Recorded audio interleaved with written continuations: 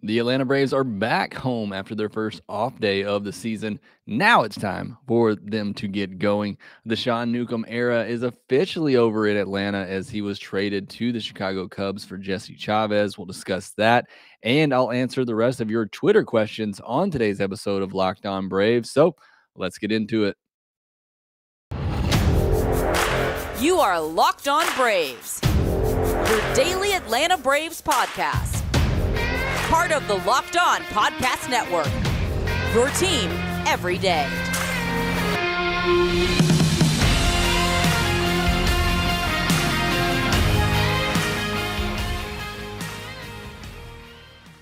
Hey, and welcome back to Locked On Braves, part of Locked On Sports Atlanta, where we talk about your favorite Atlanta sports teams each and every day. I am your host, Jake Mastroianni. You can follow me on Twitter at shortstopball. Check out my bio there to see everywhere I am covering the game of baseball, including the Atlanta Braves in written form over at tomahawktake.com. Also, make sure you follow the podcast on Twitter at LockedOn_Braves so that you can be part of the conversation. And please subscribe to the Locked On Braves podcast wherever you get your podcasts and on YouTube as well. It really does help support the show. And thanks for making Locked On Braves your first listen each and every day. We post episodes daily, 5 days a week, Monday through Friday, and we are free and available on all platforms. On today's podcast, we're going to talk about the trade between the Braves and the Cubs, and I will finish completing your Twitter questions in case you missed it on Thursday. Me and Grant McCauley answered the bulk of your Twitter questions, but we had so many great questions, I wanted to share those on Friday's episode as well. So we'll go through the rest of those questions, and then we'll preview the Marlins series coming up over the weekend. But let's start with that trade between the Braves and Cubs. And the Sean Newcomb era is over in Atlanta. And it's sad for many different reasons. I think for most Braves fans, it's sad because nobody really loved this trade to begin with, giving up Andrelton Simmons, who is my favorite Atlanta Braves player of all time. And it just never worked out for Sean. Look, he had a couple of good seasons, 2018 at the start, 2019 as a reliever. He was solid for the Braves, but overall just never reached that potential that we all thought he could be and be the pitcher that we thought he could be. And I think still possibly can be, but I'm kind of over it at this point, honestly. And it's good for him to get a fresh start somewhere else. Hopefully the Cubs will give him the chance that he wants. He needs to earn it, and he just hasn't done so at this point. But he was designated for assignment earlier in the week, which is kind of what prompted this. Cubs were interested. Braves said, hey, we'll take Braves legend Jesse Chavez off your hands. So they come up with the deal. The money is pretty much even. The Cubs actually sent a little bit of money to the Braves to kind of even things out there. And we're going to talk about Jesse Chavez here more in a minute, but he was an exciting pitcher for the Braves last year and a really good pitcher for the Braves last year as well when they really needed some help in the bullpen. But mostly just wanted to mention, Sean Newcomb, that time is over here in Atlanta.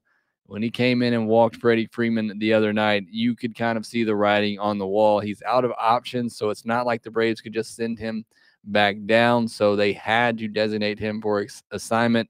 And fortunately, they were able to at least get something for him rather than just losing him to free agency. But let's jump into the questions now, one of which is about Jesse Chavez, and I'll get more into him.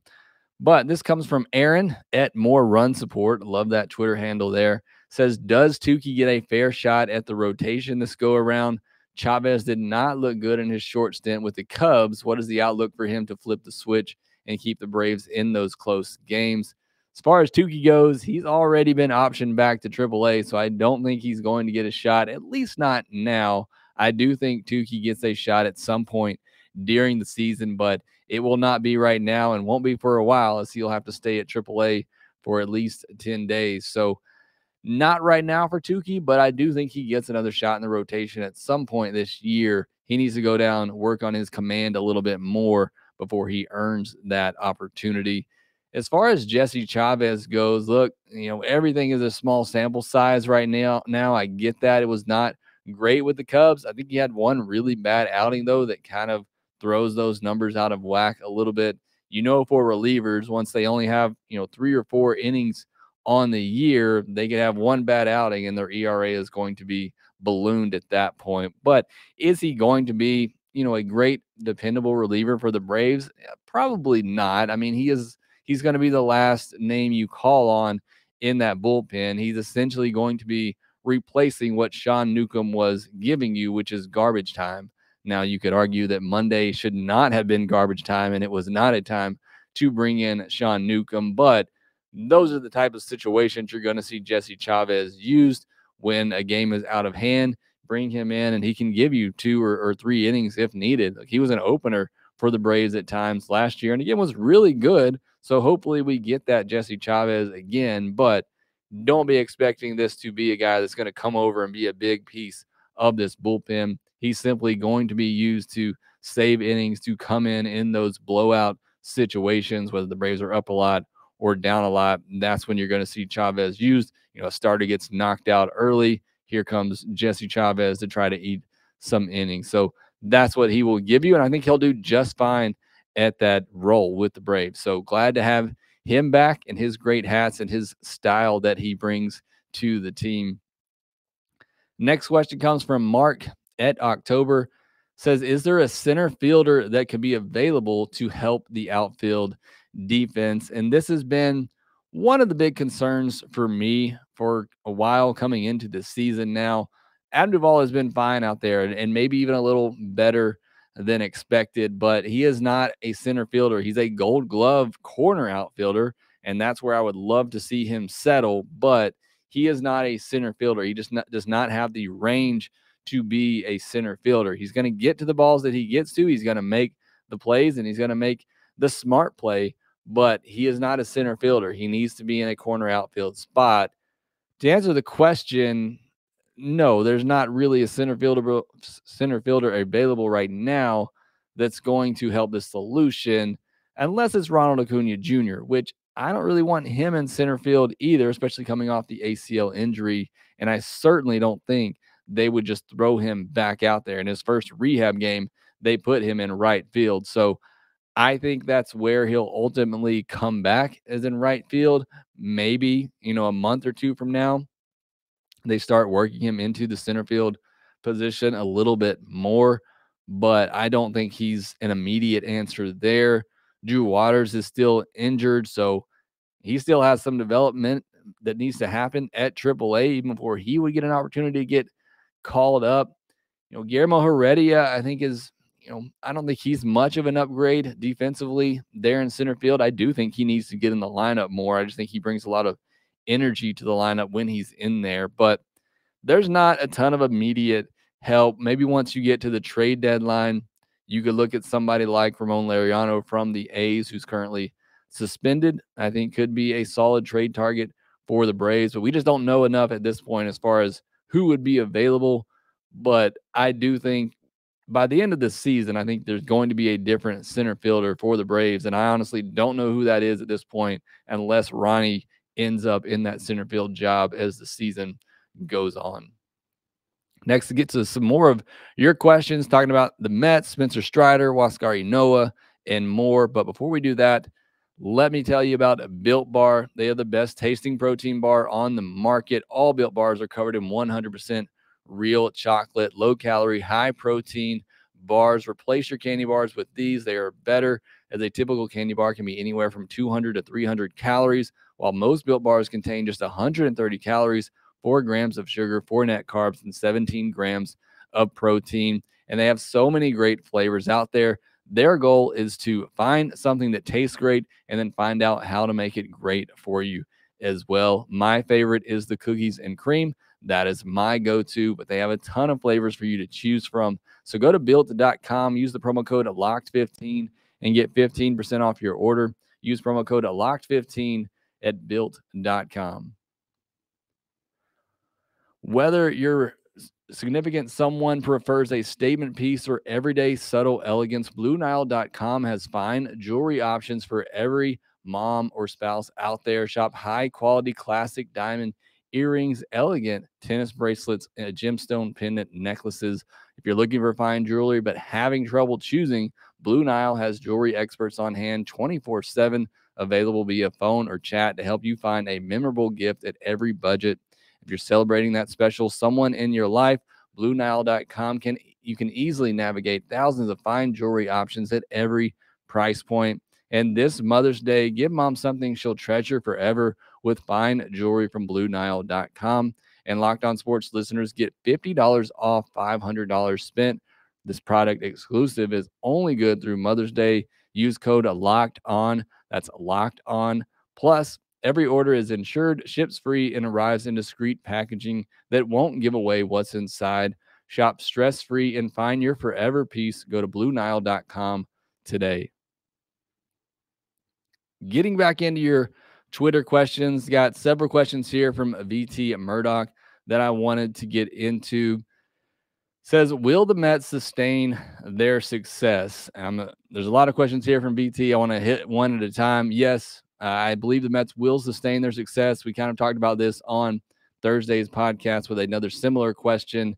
The Mets made a lot of good moves in the offseason, a lot of smart moves. They have a lot of good ball players in that lineup. They're going to be good, and that's why the Braves can't fall behind this time and just expect the division to still be there in the second half of the season. This Mets team is for real, and they're going to be good, and they don't even have Jacob deGrom right now. So, yes, I do believe the Mets sustain their success.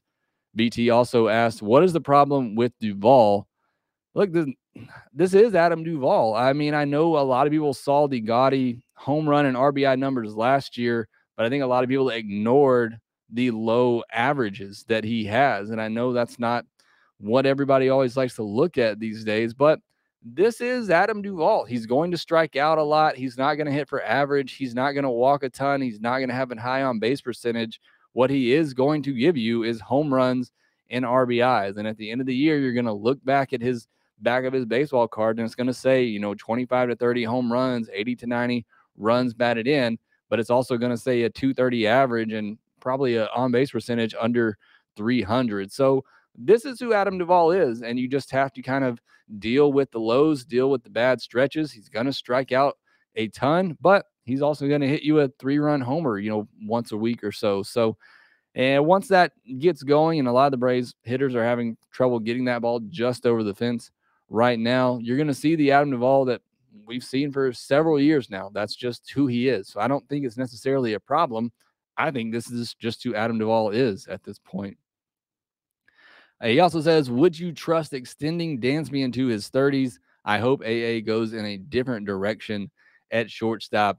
Look, I'm the biggest supporter of Dansby Swanson. I'd be lying if I told you this start to the season is not concerning. I know he has hot and cold streaks, and it's tough that he out of the gate, he's on a really, really bad cold streak. I was hoping this is the year that he kind of puts it all together and becomes that 270, 280 hitter, 20 to 25 home runs that we've been waiting to see. Right now, he is just so lost at the plate that you can't help but be concerned. Again, I'm sure he's going to go off at some point and have a hot streak. That's what the history of Dansby Swanson tells us, but it is not looking good right now. And I don't know that I'd trust him going into his 30s. If he can't make the adjustments and he can't be more consistent, month to month, instead of having a great month followed by a cold month, then I don't know that I trust extending him into his 30s. And I don't know that Alex does either. I think that's why they haven't gotten anything done. We haven't even heard whispers of them talking about an extension, which you don't hear much come out of Braves camps. Nothing really gets leaked there. But I think it's a wait and see. I think they want to see how this season plays out and then make a decision on Dansby. But I certainly don't think right now there any motivation from the Braves to extend Dansby Swanson. A couple more questions from BT Murdoch. Says, what is the future of Inoa this season? I hope he has a similar plan to what Kyle Wright has, and I hope he goes back down to the minors. I hope he continues to work on that changeup, developing that third pitch, get better command of his fastball. And I hope he comes back either later in the year or next year, and he can become that complete pitcher. If not, then I hope they start transitioning him to a bullpen role, because I think he could be a very solid bullpen piece, a guy that can go 2 innings with that fastball slider combination. So that's kind of how I see the rest of this season playing out for Inoa. I think he needs to stick in Gwinnett for a long time, continue to develop that third pitch, and then perhaps come back up either later in the year or set up for next year to have a big season. And then finally from BT Murdoch says, Strider and Elder, which Braves pitcher will be next in line to make a similar ascension? I like both of those guys, and I think they're both about to get a shot in the rotation. I think Strider is going to take Inoa's spot as that sixth man in the rotation. I think Elder's going to stick in there as long as he continues to impress. And I know his last outing wasn't great with the 5 walks, which is not typical from him, losing command like that. But I think he's going to continue, again, as long as he shows what he can do. I think he's going to continue to stick in this rotation for right now. Somebody's going to have to take it away from him. So I like both those pitchers to be highly successful for the Braves throughout this season.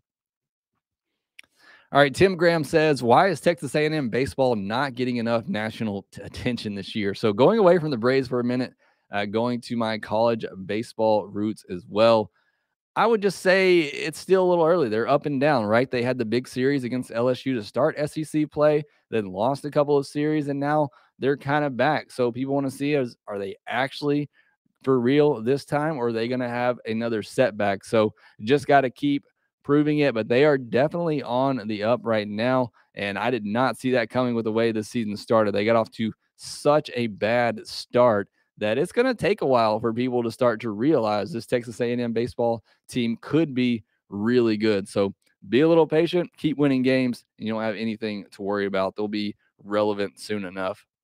Hope Cafe 41, sorry about that, says, I feel like we all let the value slowly slip away with Newcomb until we just DFA'd him. How long do we stick with Touki, Kyle Wright, and similar caliber pitchers before you try to package them for other needs? I just feel like we have so many mid-tier guys. And we didn't answer this question on Thursday's podcast with Grant, but me and him kind of talked about it after we recorded, because I saw the question come in afterwards. Look, part of the Braves rebuild was gather up all these pitchers, all these former first-round picks, and just see who hits. And that's kind of what it's become. And you don't know. I mean, look at Kyle Wright right now. I mean, I know it's only a handful of starts, but I mean, what did the Braves gave up on him? He looks really good right now, looks really confident, looks like he could be a middle of the rotation pitcher for a while. So you never know when these guys are going to figure it out. I mean, Sean Newcomb has the stuff. He has the stuff. We've even seen it at times at the big league level. You never know when a guy's going to flip the switch. Same for Touki. He has the stuff. You know, is that switch going to flip for him or not? So, you know, I just think that's the strategy. Gather up all these starting pitchers, which is so hard to get, so hard to sign, so hard to trade for, and see who hits. And that's been the game plan. Final question here comes from Brandon Clausen. Says, why have the Braves not worn their road blues this year? I'm going to be honest, I am not a jersey person at all. I could not tell you one jersey combination the Braves have worn this year, but I'm just going to figure they haven't gotten to it yet. I know there's several different uniform combinations. So if anybody else knows the uniform plans for the Braves, please comment in the YouTube video. Help Brandon out here. But I do like those uniforms. Hopefully they do break them out soon, but I'm just assuming they haven't gotten to them. Maybe they need to try to change some of their luck so far this year. But I appreciate all the questions. Again, a lot of great Twitter questions. We'll try to do this, you know, every now and then, especially when we see off days coming up. So continue to send in those questions to me and Grant and Lockedon Braves on Twitter, and we'll try to make sure to answer those on an upcoming episode. Now the Braves do come home to face the Miami Marlins, hopefully for an opportunity to get things going. We'll preview that series next. BetOnline.net is your #1 source for all your betting stats and sports info. Find all the latest sports developments, league reviews, and news, including this year's NBA playoffs and the start of Major League Baseball season. BetOnline is your continued source for all your sport wagering information, from live betting to playoffs, esports, and more. Head to the website today or use your mobile device to learn more about the trends in action. BetOnline, where the game starts. currently watching the Miami Marlins as I'm recording this episode. Looks like they're going to get the win over the St. Louis Cardinals to salvage a game in that series. They started off the season losing a series to the Giants, then got swept in a 2-game series by the Angels, and then surprised everybody, winning a 4-game series against the Phillies and then losing this series to the Cardinals. Jesus Sanchez is off to a hot start. He hit a home run tonight. So did Jazz Chisholm, who's also off to a really good start. Both of those guys with an OPS around 1,000. So those are two you got to watch for. Joey Wendell, who they got from the Rays, he's hitting the ball well. He's just a really good hitter overall. But they have a team OPS of 675, which is not great beyond those two guys. As everybody knows, their pitching is what the Marlins thrive off of. They have a 3.44 team ERA, 3.83 starter ERA, 3.32 bullpen ERA. The Braves are going to get to see Trevor Rogers, Eleazar Hernandez, and Jesus Luzardo in this series from the Marlins. So some winnable matchups. I mean, those are all good pitchers. Rogers hasn't gotten off to a great start. He's 0-2 with a 12.15 ERA in just 6 2/3 innings. He'll be going up against Kyle Wright on Friday night. So hopefully another great opportunity for Wright to continue his success. Hernandez will be going up against Ian Anderson. Hernandez is 1-1 with a 4.22 ERA in 10 2/3 innings with 11 strikeouts and a 1.31 whip. Anderson, hot and cold so far to start the season. Even in his last start, I thought he was, a little inconsistent with his command, but kind of battled through it and had a really good game against the Padres. So hopefully that trend continues for him. And then Luzardo in the finale will be going up against Bryce Elder. So again, another opportunity for Bryce Elder. I think as long as he continues to give the Braves, a good 4 or 5 innings while he's out there, and I think he'll just continue to get better and more comfortable at this level, I think he's going to stick around in this rotation right now. And Luzardo, a 4.82 ERA in 9 1/3 innings with 15 strikeouts. So hopefully the Braves don't rack up the strikeouts against him, but he's been very good at getting them so far this season, and he has a 1.29 whip. This needs to be a series win. There's no more excuses for this Braves team. No more blaming spring training. No more blaming Champions Week and celebrating the World Series. The West Coast trip, again, a 3-4 West Coast trip, not the worst case scenario in the world, but now the season needs to start. We need to see this Braves team, specifically the lineup, start being more consistent and win a series. The Braves are still looking for their first series win of the year. I think they get it this weekend against the Miami Marlins. Well, that will do it for this episode of Locked On Braves. Make sure that you follow us on Twitter at LockedOn_Braves. You can follow me at ShortstopBall. Make sure you rate, review, and subscribe to the Locked On Braves podcast wherever you get your podcast. Subscribe to us if you're watching on YouTube, and we will talk to you next time.